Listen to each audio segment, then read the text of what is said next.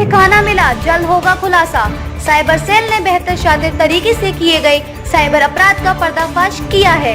हालांकि इस अपराध को अंजाम देने वाला आरोपी अभी भी पुलिस की पकड़ से बाहर है, लेकिन साइबर सेल का दावा है कि आरोपी उनकी गिरफ्त में जल्द होगा। मामला जबलपुर निवासी अजय जैन के बेटे अनय जैन का है, जो अमेरिका निवासी है। उसे फेसबुक के माध्यम से अपने पुराने मित्र का फ्रेंड रिक्वेस्ट मिला था, जिसे उन्होंने एक्सेप्ट कर लिया। कुछ दिनों के बाद उन्हें उस मित्र का संदेश मिला कि उसकी मां का स्वास्थ्य खराब है और उनके इलाज के लिए उसे कुछ रुपयों की जरूरत है। मित्र की मदद करते हुए अनय ने अपने मित्र के अकाउंट में लगभग 2.5 लाख रुपए ट्रांसफर कर दिए।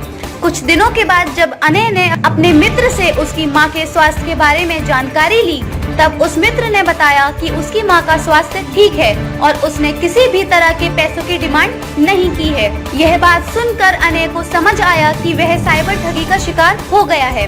अनय ने जबलपुर निवासी अपने पिता अजय जैन को पूरी घटना की जानकारी दी और पुलिस में शिकायत दर्ज कराने के लिए कहा।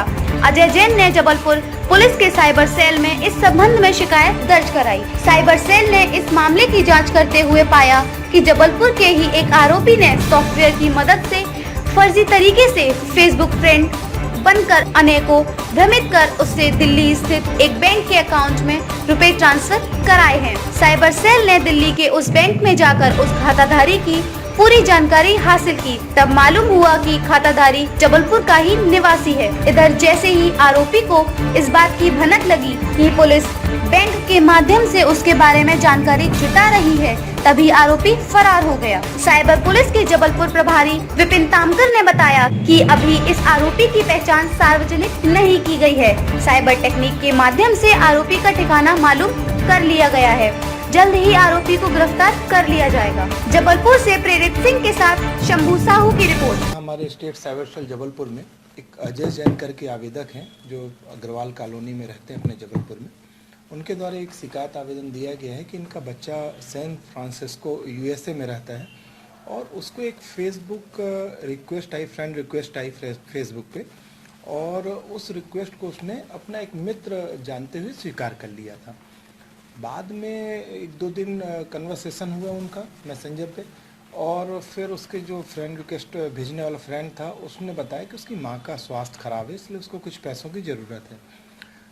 आवेदक के बच्चे ने ये समझा कि उसके मित्र को ऐसे पैसों की ज़रूरत है। ये जानकर भावनाओं में आके उसने लगभग 2.25 से 2.5 लाख रुपए उसके अकाउंट में डाल दिए, और अकाउंट वगैरह सभी इंडिया के ही थे।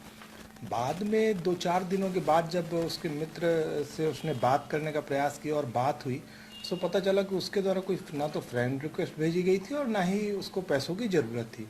ये जानकारी मिलने के बाद उसने अपने पिता से, जो जबलपुर निवासी, उनसे संपर्क किया और उनके द्वारा फिर यहाँ आकर आवेदन पत्र दिया गया। आवेदन लिया गया। जाँच में आवेदन में जब आगे प्रयास किए गए तो पता चला कि इंडिया के ही रहने वाले कुछ लोगों ने उसके साथ फ्रेंड रिक्वेस्ट भेजकर, उनके बच्चे के साथ फ्रेंड रिक्वेस्ट भेजकर और इस तरह का फ्रॉड किया है। इसमें अभी जांच आगे चल रही है। 2 खातों में पैसा डलवाने का प्रयास किया गया था। एक खाता जबलपुर का दिया गया था और एक खाता और था जो NCR दिल्ली क्षेत्र का है। फाइनली जब जांच की गई तो पता चला कि पैसे जबलपुर के अकाउंट में नहीं आए हैं और एक कोटक महिंद्रा का अकाउंट है जो NCR में है, दिल्ली के पास, वहाँ पे पैसे